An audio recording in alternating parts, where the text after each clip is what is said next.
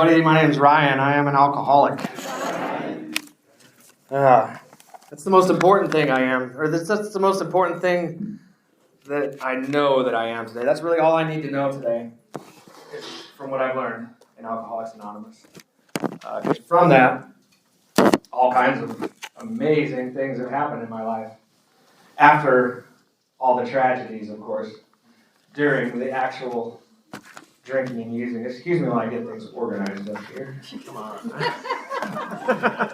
Get this work done now. I knew I was going to get heckled with all my friends here today. If I don't know you, I'm your friend. I love you. You know, that's what this program's taught me also. But what an honor and a privilege it is to be here today. Ooh. Okay.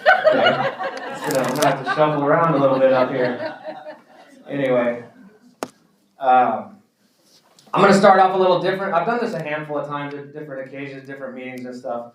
Never the Spring Classic, though, and that reminds me, you know, when I was asked to do this, it's weird being an alcoholic because my first thought is like, oh, I'm not good enough to do that, you know. But then my second thought is I have arrived, right? Like Bill Wilson said, right, when he was... what was the deal? He had a good business deal happen and been sober maybe a few months, and he thought he had the world by the tail, you know what I mean? So it's either one extreme or the other for me that I've learned.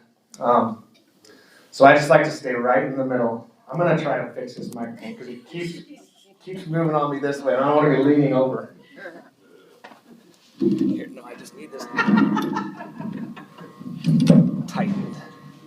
Got your time show up there, right? Get up there and just talk. Okay. I'll move the podium. Yeah, maybe I should, yeah. That's the alcoholic solution. Right? Do this the hard way. But yeah, it's one extreme or the other in my head. Even today, many times, you know, I'm either, and you know what? I think I learned from Deb one time. I heard her say, you know, whether I think too much of myself or if I think too less of myself, that's all ego-driven.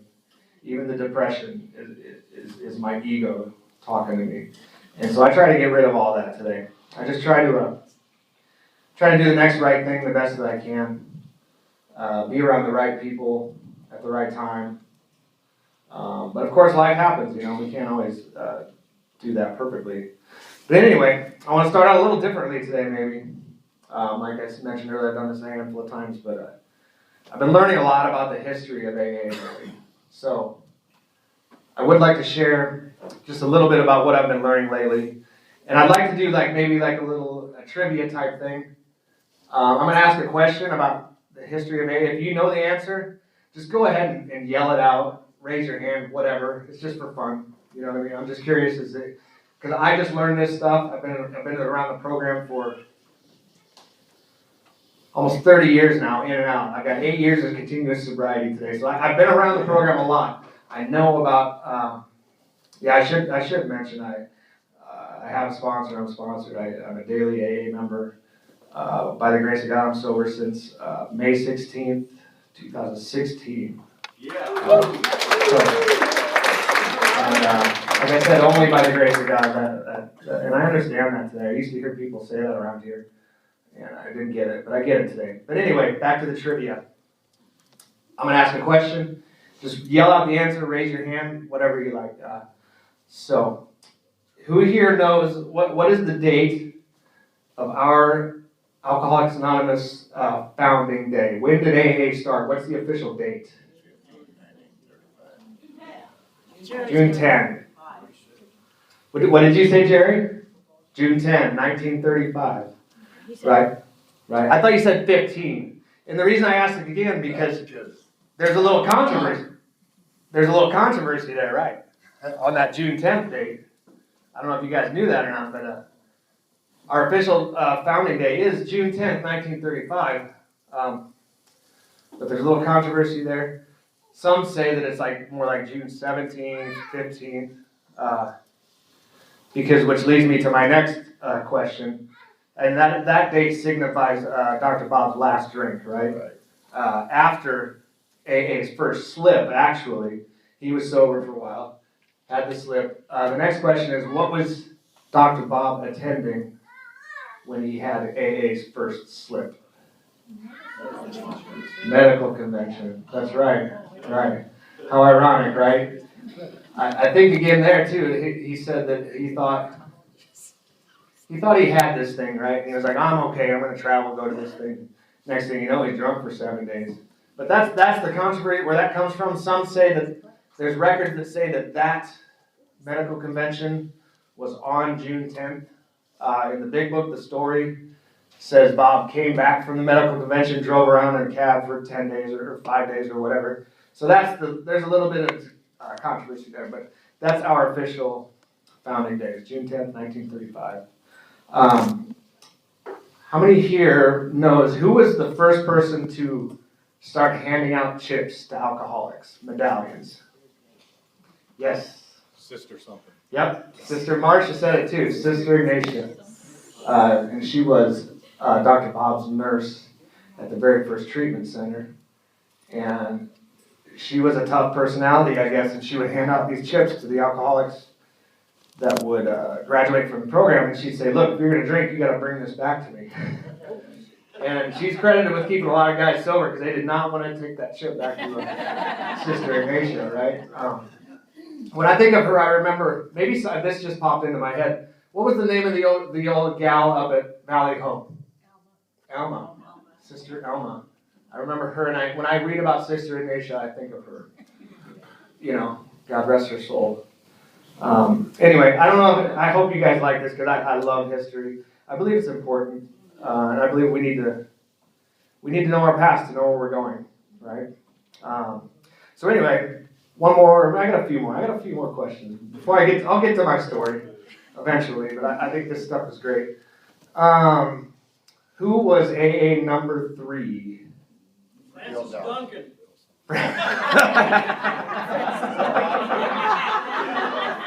I think he was from Whistler, wasn't he? I bet I never knew Francis, but I hear his name come up a lot still, and I don't believe it was Francis. But I bet he may have told everybody that though. Right? Anyway,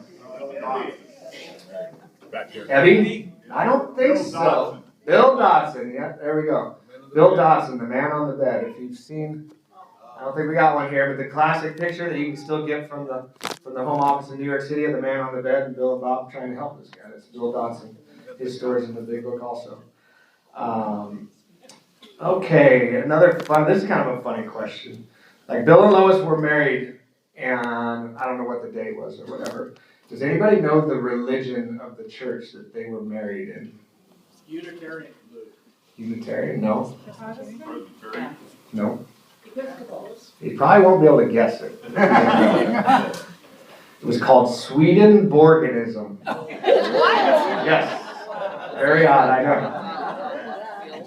And the reason they got married in this religion is because either Lois's father or Lois's grandfather was a minister in this religion.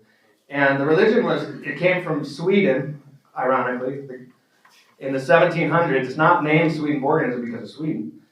Swedenborgian was a man's last name that lived in Sweden in the 1700s. And later on in his life, all of a sudden, God just started talking to him, I guess. And he started writing this stuff down, you know. And never told anybody about it or whatever. After this guy died, they found his journals. And people were reading this stuff and like, oh my God, this is like the true word of God. And a religion was born from it in Sweden, named Swedenborgianism. So, and there's still a few churches in the United States, actually, I think somewhere I read. But I thought that was kind of interesting.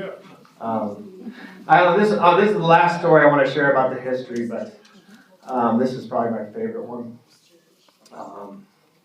Does anybody know the name of the famous Major League Baseball player that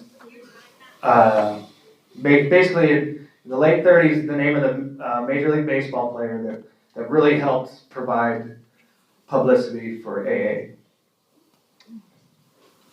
Anybody? He played for the Cleveland Indians. His name was Raleigh Helmsley. He was an all-star catcher for multiple different Major League Baseball organizations, but ended up with the Cleveland Indians. And this guy was such a bad alcoholic when he was on the road, whatever city he was at, like the press would just follow him around because they knew he was going to get into a fight, get sick, do something ridiculous, and he did. He would constantly be getting arrested and thrown into jail and stuff like that. So the manager of the Cleveland Indians reached out to the Oxford group, which was before AA, some of you may know. AA was born from the Oxford group. The manager for the Cleveland Indians reached out to the Oxford group asking how much would it cost to get this guy sober, you know? He said, no, it's free, you know, it costs nothing. But he said, you know, with an alcoholic like that, he's gonna have to go to the hospital, you know? And the guy said, well, there's no way he's gonna go to the hospital. There's no way we're gonna get him to do that. So in practice one day, he had the guy that could throw the fastest fastball basically hit this guy with a pitch on purpose, and the trainer came out and, you know, I don't, you know, I've been hit by pitches, but I guess not maybe not 100-mile-an-hour major league. So anyway, they talked this guy into going to the hospital that way because they hit him by a pitch on purpose in practice. And then the story gets better. I love this story so much. But anyway, he ended up getting, you know, they got him in the hospital, and he was forced to go through medical detox, you know, because and I think it opened his eyes. He realized, I'm an alcoholic, I can't drink, and he got sober. So I think this story takes place actually during the transition of, you know, Oxford Group AA was kind of, there were both Oxford Group and AA going on. Most people still knew about Oxford Group to get sober, but AA was just getting started. Anyway, this Raleigh Helmsley gets sober in the hospital and gets out, starts playing ball again. Batting average goes way up. You know, he's just playing, you know, just an amazing baseball player after that. Way better than he ever was. And then he caught, in 1940, opening day, for the Cleveland Indians, he caught a no-hitter from the famous Bob Feller. Some of you may know him, famous pitcher.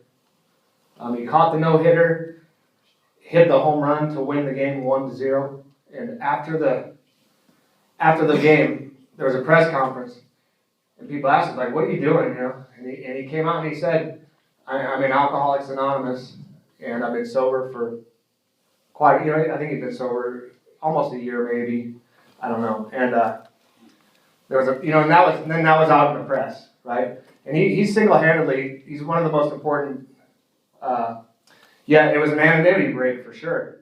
You know, you're not supposed to do that. You're not supposed to say Alcoholics Anonymous in press, radio, and films, right?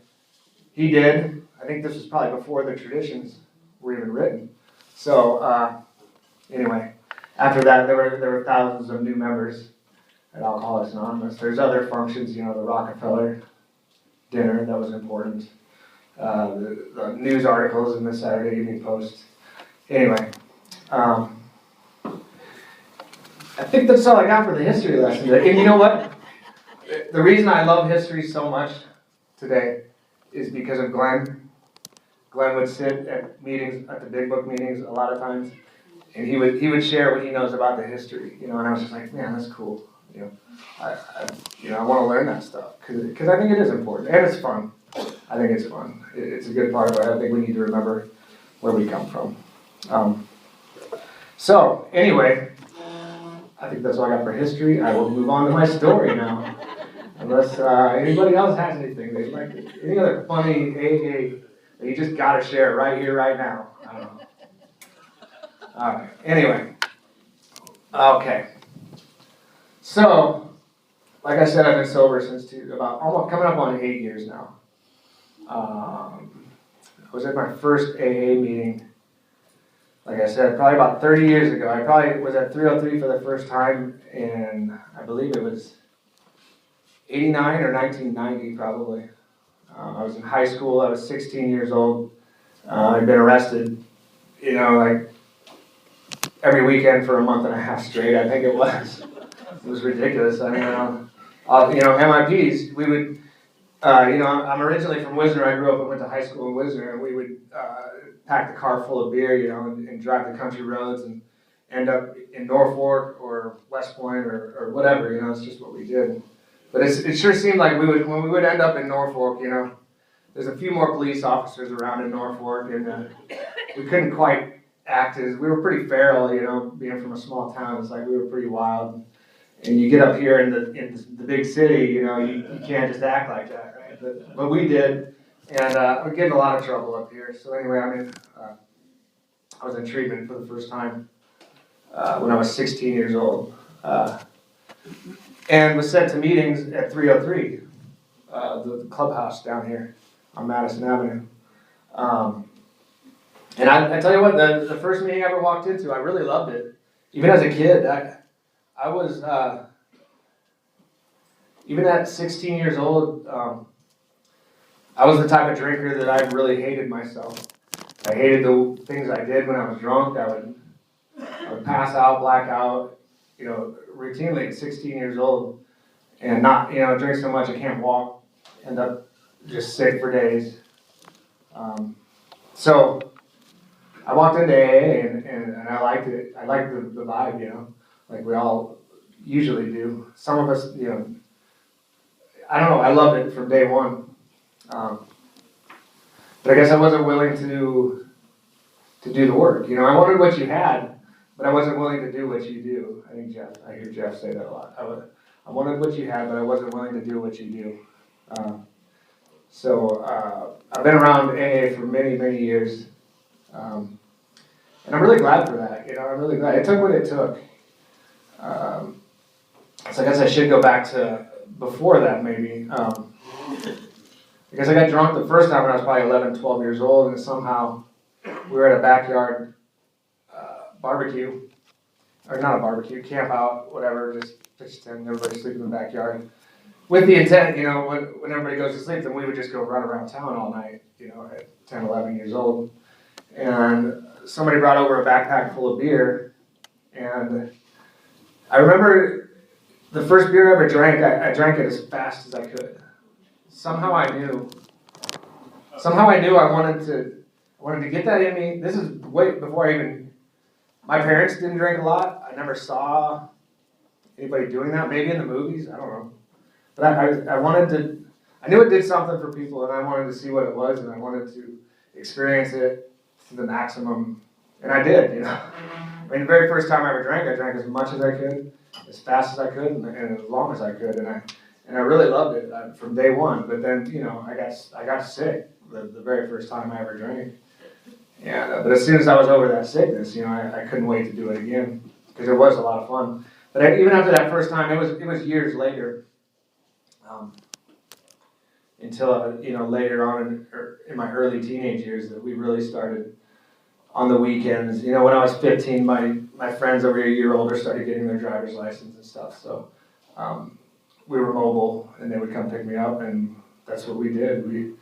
Like I mentioned, we drove around all these small towns and drove to Norfolk and all around to the street dances and drank a lot. And that's all. The street dances back then. That was the main objective, is just to get 2,000 people together and drink as much as possible. And it really seemed like everybody there was doing the same thing too, and they were. But there's a difference though. Even though everybody else there, probably hard drinkers, as it separates that in the big book. People partied, back then, and it was a big party, and it was a lot. But I'm not sure, where I took it to the next level was, maybe at like 1 or 2 in the morning, everybody's like, I gotta get to bed or going home, and I never wanted to. I wanted to stay out all night, every time, and just keep going and keep going and keep going until I couldn't anymore. And nobody else wanted to do that, but I sure did. There were a few friends along the way. Looking back though, most of those friends that drank like me, most of them are gone now. They're gone now. We're getting into our 50s now, and a lot of them at my age have just, the ones that didn't get sober are dead now. The ones that I can look back. But anyway, ended up in treatment, like I said. I I should just continue one side of the story here, right? Not try to get 2 or 3 storylines going at the same time. But anyway, high school, yeah, just drank. I loved sports, really loved all basketball, football. And I was good at it, I was really good at all that stuff, even as a kid. Really loved it. It was my passion. Didn't take long though before after my first few times drinking that alcohol was my passion, and those things kind of just went away, regretfully, because I still really enjoy those things, and I would have liked to see how far I could have taken those things, but we gotta. I don't regret the past. I don't regret any of it because of the life I have today. But somewhere along the way in high school, we got into BMX bicycling in the summertime. I would also be playing baseball, which I really loved. But we would also ride our bikes around. We got into started watching videos in the freestyling magazines and the BMX racing and all that stuff. Some of my friends had motors, race motocross and all that stuff. But anyway, we were really into bikes, and we started seeing these pictures in the magazines of skateboarders. This would have been the early 80s, mid 80s. So we started seeing these guys flying through the air on skateboards and stuff. And so we all thought, man, that looks cool. So we all ordered our skateboards from Freestyler magazine, back in the day. This is before you even heard about any of it on TV or anything. Even though the skateboarding scene had been going on since not long, I guess, late 70s. This would have been the mid 80s. But anyway, we got these skateboards, and that's all we did. We just started skating, and I really found a passion in that, and got really good at it, really fast. We built half pipes in Wisner, Nebraska in the 80s. You know what I mean? It was fun. It was fun. We felt, the activity itself is just amazing, and that's why we did it. But it was also frowned upon. You know what I mean? It was kind of punk rock. Back then it was a kind of against society type thing, which is perfect for an alcoholic like me, because I wanted to, to hell with everybody. You're trying to tell me how to live my life, all that bull crap, But yeah, we were building half pipes in Wisner and skating them, and I got really, really good. But like all the other sports went away because of my drinking and stuff, because there's a lot of running involved and discipline and things like that, So it's like all that went away. But with skateboarding, you could do the drugs, you could drink as much as you wanted. It's like you were kind of on your own doing your thing. So I thought that was my calling, and like I said, I really loved it, and I was really good at it. So that took me went to college in Lincoln my freshman year, and by this time I had been in treatment, like I mentioned. So I was actually sober at 17, 18 years old. That first meeting I mentioned. Went to Lincoln, went to college, didn't drink. Freshman in college, 19 years old. Didn't drink that whole year, but I didn't go to school either. You know what I mean? I still live my life very alcoholically, not drinking. All I did is I went to the skate shop, went to the skate park every day. That's what I wanted to do. Just completely disregarding my family's money, their expectations of me, their love for me, to make something of myself and go to school. And just that didn't even cross my mind that maybe I should be doing what they want me to do instead of just all what I want to do. So anyway, the skateboarding thing took me to California. Southern California. Me and my buddy ended up driving across the country. Just a friend I met from Kearney. His sister lived in a mansion in the Hollywood Hills. She was a model, and she lived with a heavy metal band called the Electric Love Hogs. in the Hollywood Hills, like literally up one of those mansions up there. It was just culture shock. So we drove out there because my friend's sister was living with these people. She was like, "Yeah, come on out," And we did. And we're like, "Wow, what did we do?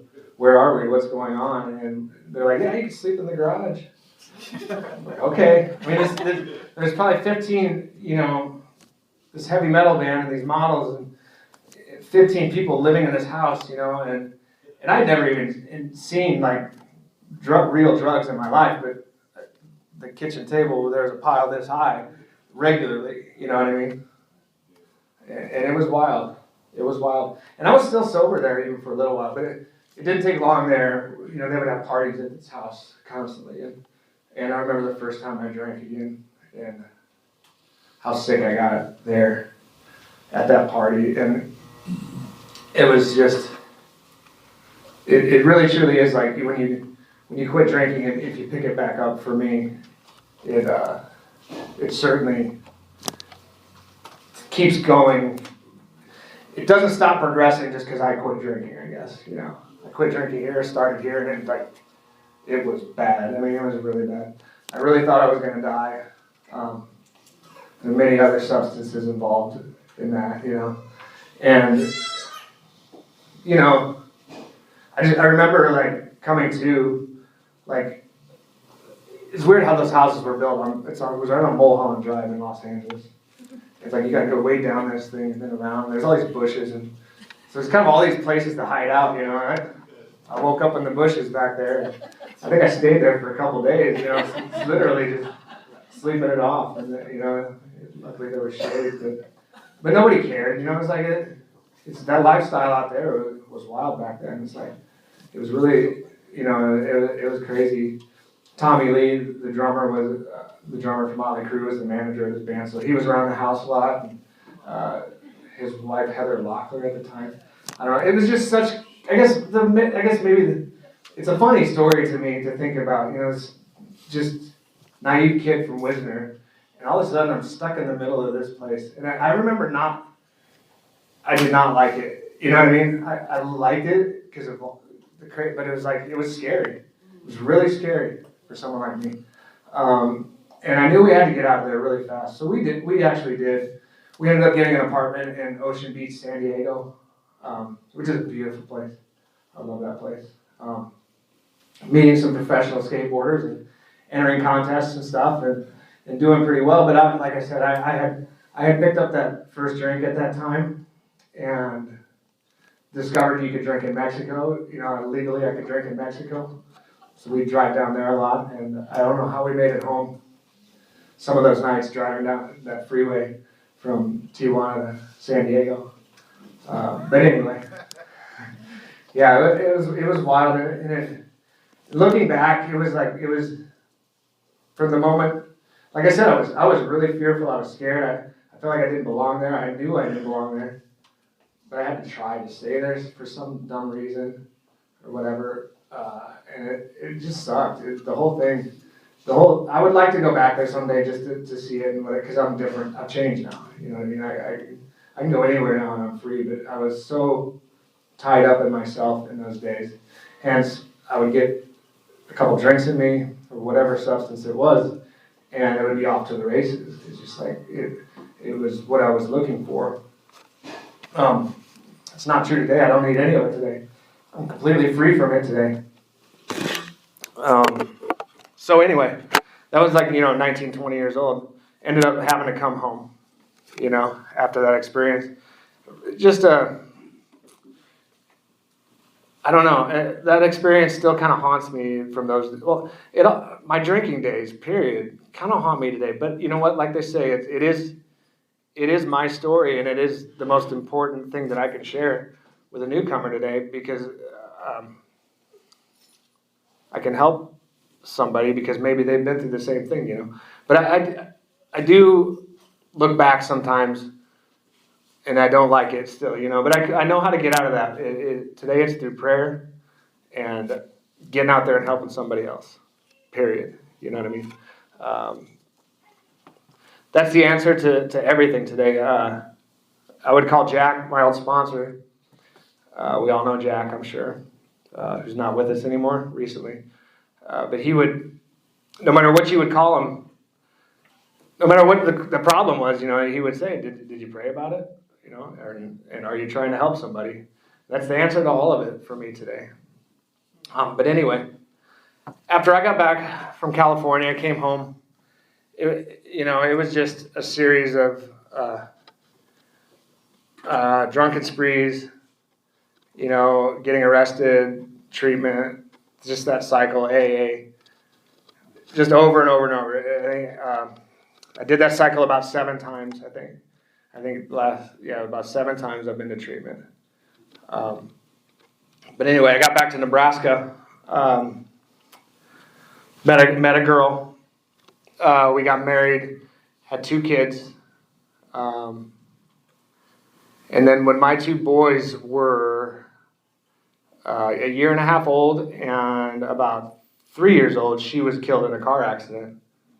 And I should mention, I've shared about this just a handful of times, but I remember that day very, very vividly. I was golfing that morning and drinking a lot, She wanted me to drive the kids.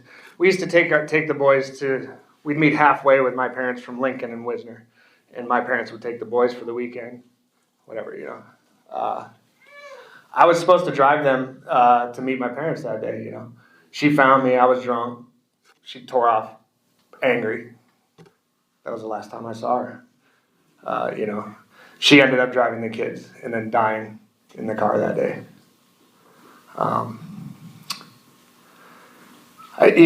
It's like, I know you can't stop what's coming, but it sometimes it's things like that. It's just, it makes you wonder. I don't play that game where like it should have been me and stuff like that, because I just don't. I don't, like I said, I think nothing happens in this world by mistake, and it's just what happened. But it's things like that I have to be careful as an alcoholic to. I need to share those things. I need to talk about it, and especially with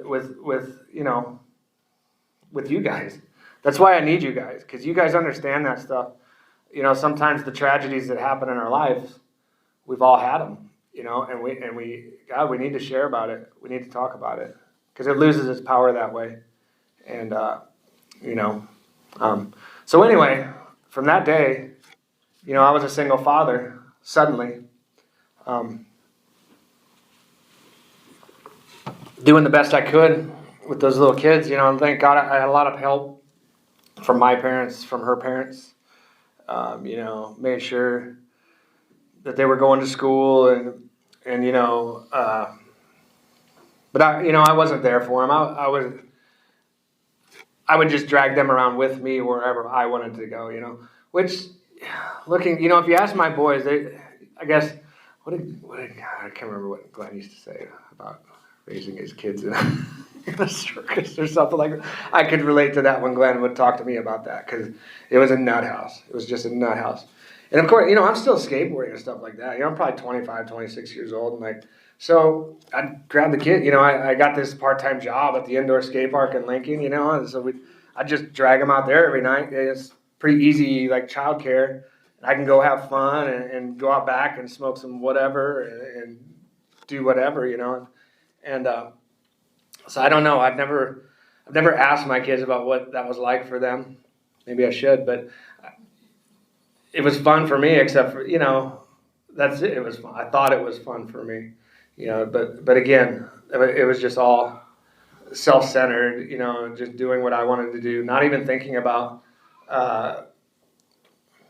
the importance of the lives of my young children, you know what I mean? It was still just all about me, what I wanted to do, where I wanted to go. So today in sobriety, I take it pretty seriously about trying to be there for them, and to live a good life. Not to make up for anything.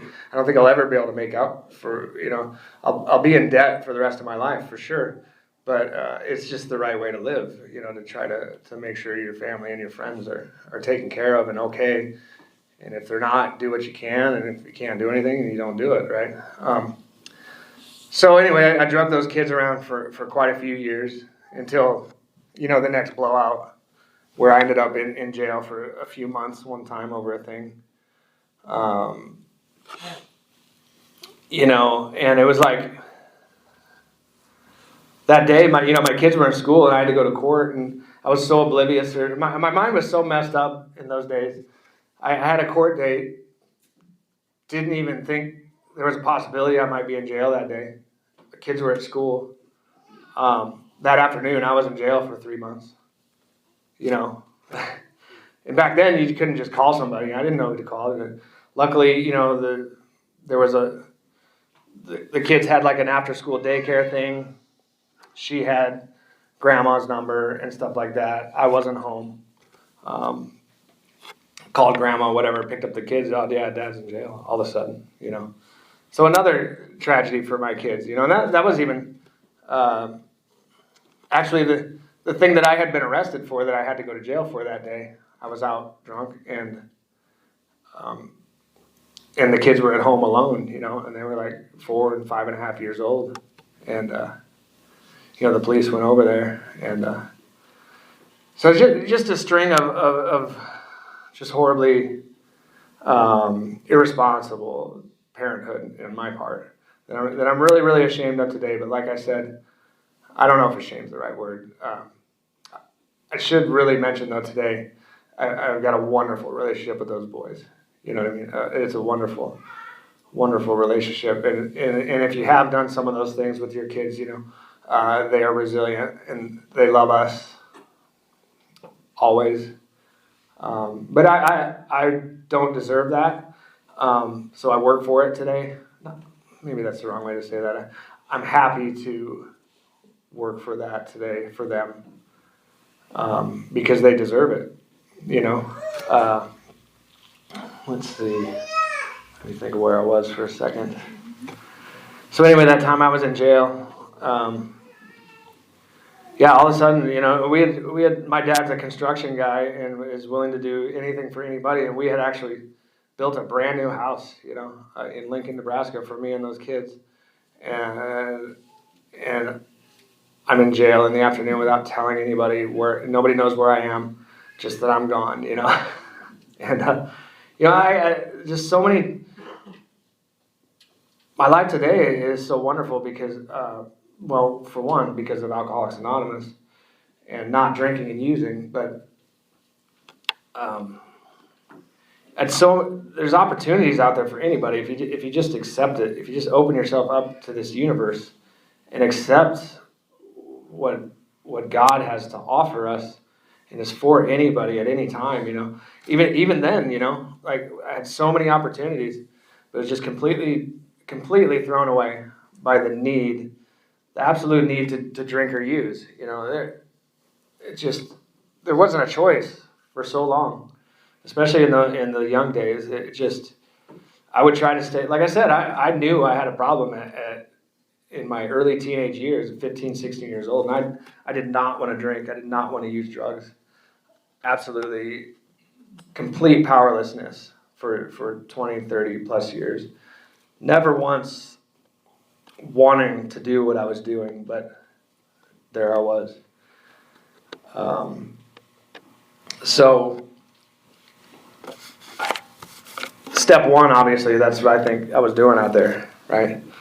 That's the step that I believe we work step one out there, right? While we're beating ourselves into this state of reasonableness, I think it says in the book. So anyway, that last time in jail was pretty horrible. It was just, I really believe this today that, that alcohol was the solution, though. You know what I mean? I really believe I probably would have killed myself a long, long time ago if I didn't have the drugs and the alcohol to go back to. Even though, yes, that is killing yourself. But I would have done it like in an instant or whatever. Because when I would get sober, it was just so completely horrible to be with myself in my own head that I just couldn't take it, And I always, we know what reaching for that bottle will do in a hurry, which isn't good either. But compared to sitting there with my own thoughts and my own feelings, that was the only solution that I knew of, until I truly realized that there is a real solution here in Alcoholics Anonymous. So that cycle went on for quite a few years after that. In and out of AA, treatment, jail, just ridiculous. You know, by this time, the kids went to live with Grandma and Grandpa. Really grateful for that. I've got a wonderful family in Wisner, and I try to do that, living amends to them for sure. Most of my amends today are living amends. I've made the amends that I think I need to make, but I just try to live the right way. But this last time I came in here into AA, it was the day after my youngest son's graduation from high school. And I had drank again. I'd been sober for a while. And then at the party, I was still sober at most of the party. And I'm in the house. Everybody else is outside. And I come around the corner of the house. And it's like 10 o'clock at night. And it's just, and a bottle of wine is just sitting there on the counter. And I just went right to it and just chugged it, you know what I mean? And immediately driving to the store to get 4 more and hiding them outside, you know, because I was on one. And nothing was wrong. Nothing was necessarily, nothing was wrong at all. It just, I had zero defense against that first drink. I don't even remember if there was a thought or anything about it. You know, there's a few stories in the big book about what's the old guy, Fred. The only thought he had was, boy, a drink with dinner would be nice. And nothing more, it says in the big book, you know. It's like, I didn't even have that. There was no thought, you know. And I knew all about AA and knew I didn't want to drink. And so that's powerless to me. That's my powerlessness. So anyway, that next day I woke up. Ironically, I remember waking up that morning and I was on the living room floor and the sun was shining like right on me, you know, and I was pretty sick, but I remember feeling like things were going to be okay for some reason because I knew right where I needed to go. I needed to go to AA, and the only reason I wanted to go to AA though, and I really believe this is important too. We need heroes in AA. We don't put people on pedestals. We don't, you know, we're all just alcoholics trying to help each other, but we need heroes. You know what I mean? And I knew Glenn was at that. I knew he was probably still going to be there, and I walked in there, and there he was. You know what I mean? And it was just like, thank you, God. You know, I probably, if I wouldn't have met him and certain other people, I probably wouldn't have came back. You know what I mean? I don't know, but that's the reason I didn't want the 12 steps. I didn't want a meeting. I wanted to go see Glenn. You know, and I think that night I met my friend Mark. You know, and thanks, Mark. You carried me through that first month, buddy. That was rough. Oh man, you know. But once we can get to the point where we just grab onto this thing, or once where I got to the point where I could just grab onto this thing, it's like my life. It was a very, and I hadn't even worked a set of steps or anything yet, but it was an immediate change in my thinking and everything. You know, it definitely. I am the type of alcoholic that's had many like kind of the bright light experiences like Bill Wilson talks about in the big book, the wind from the mountaintop blowing through them and stuff. I can relate exactly to that like many, many, many times in my life. And I'm so grateful for that because I know a lot of people don't experience that. Most people, it's the educational variety of spiritual experience, like it's page 516 or whatever it is. But for me, I have a lot of those magical experiences in AA. But what I realized is I got to show up to be there for it. And it's never by myself, usually. It's with you guys. It's always with you guys today. So yeah, from that first day, I got a sponsor. Glenn put us in the car and take us to Pierce and wherever. We're going to this meeting and that meeting. And, and then Jack and Jeff and, just everybody. It's my life today. It's my purpose. It's what I do, I always say, I go to work for money, but I do AA for a living. I don't know how much time do I have? 3 hours. Oh, I don't think I got 3 hours in me. Should have brought my guitar. Does someone know the time? 31 minutes, you got. Oh, yet? Oh, okay. Jeez. Well, I'm not going to go another half hour. Oh, okay, 12:15. Okay, I can maybe swing another 10, 15 minutes. I don't know if I got that even in me. Let's see what I can make up here. All we do is sit around and lie to each other usually, right? Man, I don't know. I hope I didn't make anything up in that story I just told. I don't think I did. I don't know. No, just don't fact check me though. Please, nobody fact check me. So I guess now I'm in AA, and I'm doing this thing, and I want to go back to I think we need heroes around here because all I did is, like I said, I didn't want to work any steps. I didn't want to go to a bunch of meetings all the time, but there I was working steps, going to meetings. You know what I mean? I think it was Glenn one time. He told me, I said, I don't really want to do these steps. Like, oh, that's cool as long as you do it. It's like it's so. Most of my life was just we just I need to do some things that I don't necessarily think I need to do or want to do. And if I just do those things, it's a wonderful life, especially if it has to do with AA or the 12 steps. And I'm slowly learning, though, to obviously, I don't say no to an AA commitment, even if I don't want to. But I'm finding the longer I go in this thing, the less and less I don't want to. You know what I mean? It's pretty rare today that I'm not excited to go do something for Alcoholics Anonymous, even if it's going to 12-step a guy that's pretty down and out. You know what I mean? It's not going to be a pretty scene going in, and it's like I want to go do that stuff today. And like I said, it happened. Maybe it was I had such a history with AA, in and out. So maybe when I was finally ready, not that I didn't have to work steps because I did, but like I said, I came into AA and it's like I was immediately changed this time around. And the things in the book where it talks about we feel like safe and protected and guided and all that stuff, I felt that like at 3 days of sobriety, even though things were crazy and everything felt out of control, I felt protected, and I felt like I was not in danger of taking that next drink. Maybe that was naive, and maybe that's where other strong members in the program can help us stay on that path. And I credit Mark, for helping me through a lot of that stuff. And still today, you know what I mean? Luke, Mark, you guys,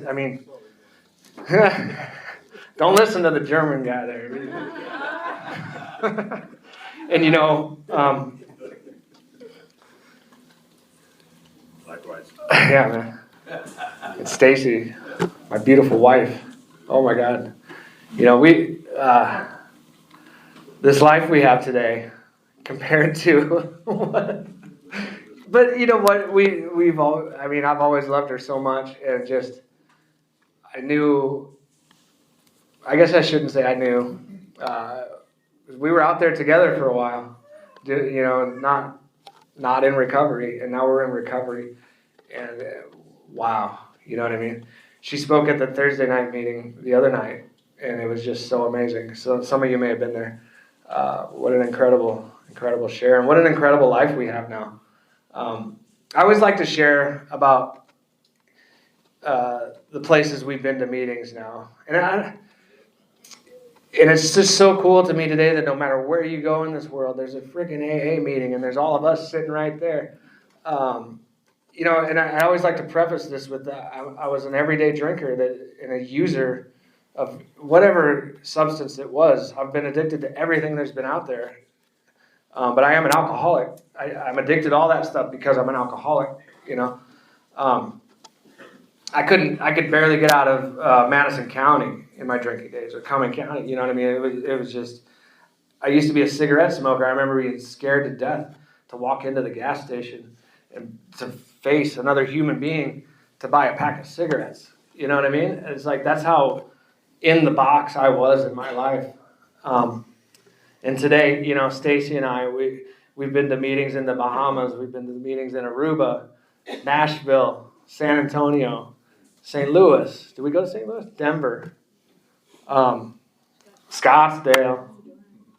Sedona, Santa Fe, and every single one of those places and every single one of those meetings, there's a bunch of us there. You know what I mean? It's just so cool. It's so cool that this society is what it is and is what it still is. And maybe that's, I like to share the history because I believe moving forward, I think we need to remember that stuff because the farther away we get from it, obviously, the farther away it was. I think it's important to remember that stuff. And there's a bunch of other stories that I've been hearing lately. My recovery today consists of a lot of meetings, sponsorship. I have a sponsor. I sponsor as many guys as will ask me. I don't think I've ever told anybody no. And that's never gotten me in trouble somehow. You know what I mean? I've never had too many sponsees. I've found that it just works itself out the way it's supposed to work out with that in my recovery today. So I do a lot of meetings. I try to sponsor as many guys as I can. I try to share as much as I can about AA and other 12-step programs. I should say, if there's a 12-step program for it, I'm probably a qualifying member, and I think there's like 400 plus, organizations that use the 12 steps. It's the same 12 steps: drugs, alcohol, eating, CA. There's like over 400 of them, and I'm just so grateful to be part of this thing. In the end, that's all I really wanted. I think was to just try to be connected to something, to try to be connected to other people, because I felt so separate from others during my drinking and using days. And I always thought there was nothing I could do about that. I thought that's just the way I was. That's the way life's going to be. It's just going to be horrible forever, whether I'm drinking or not. You know what I mean? God, it's just not that way. I don't think that's true for any of us, to tell you the truth. I don't think it's true for any of us. I think all of us can join and be truly connected to this thing and to each other. It just becomes a spiritual way of life, As I like to say, after I've worked the steps for myself and then with a bunch of other people, those 12 steps just become one big ball of spiritual badassery, right?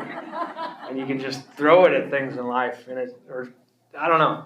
You can just throw it around, and it's wonderful, and it's good. And I also like to say, too, I used to be so intimidated by this book. It's a big book, right? Pretty big.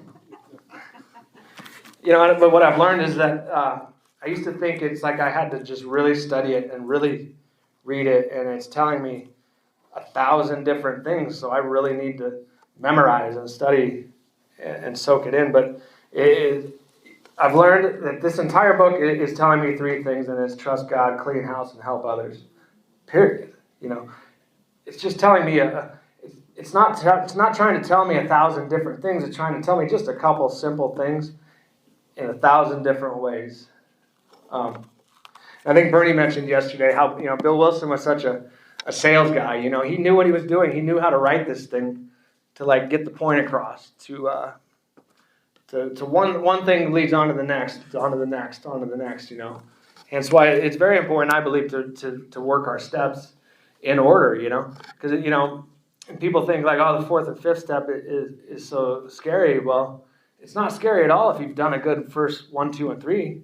You know what I mean? If you've asked God to guide your will in your life, nothing is scary after that. Period. Or at least it should be less scary.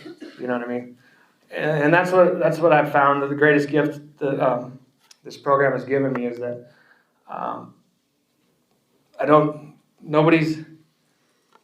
I used to feel like everybody was looking at me and wondering what I was doing and caring and judging me for every little thing I did, and it's like, that's just so not true. And it's so freeing when you can realize that nobody gives a shit about what I'm doing, really. Except my friends, if they see me walking towards a cliff, they're going to stop me, and thank God for that, you know what I mean?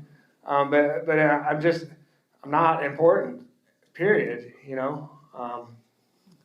We grow spiritually in this program. We don't grow in this program by getting bigger, and we grow by subtraction. I really believe, the more things I'm wrong about and I can let go of, the smaller I get, the more powerful my higher power is. And it's just an interesting way to live. And if I really look at it, it's just that, like we say, first thought wrong, or just do the opposite of what I think. It's so true, it's really true. In many, maybe not everything, but it's like so many situations, if I just do the opposite of what I really think I should do, it's usually the right thing to do. Or at least just not act on that first impulse. Because I'm still an alcoholic, no matter how long I haven't drank, I'm still an alcoholic. And those tendencies and that thing is still inside of me, the thinking. But so I've got to stay on it. That's why I need to constantly remind myself. It says in the book, I need to constantly remind myself that I don't run the show, And the reason for that is that I constantly think I'm running the show, So it's just a flip side of all of it. So yeah, but what a beautiful ride it's been, What a beautiful ride it's been. Well, I think I'm about done. I know, I'm starting to smell the pizza there. I think we're going to have lunch next. And so, yeah, I think that's it. Trust God, clean house, help others.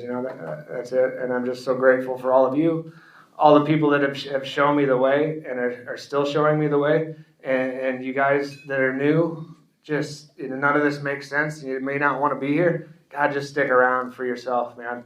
Please just stick around no matter what. This is the most wonderful thing you're ever going to do for yourself if you just let it happen to you and show up and maybe take a few suggestions. But anyway, I'm really grateful for all of you. I love you all, and let's have some lunch. Thank you.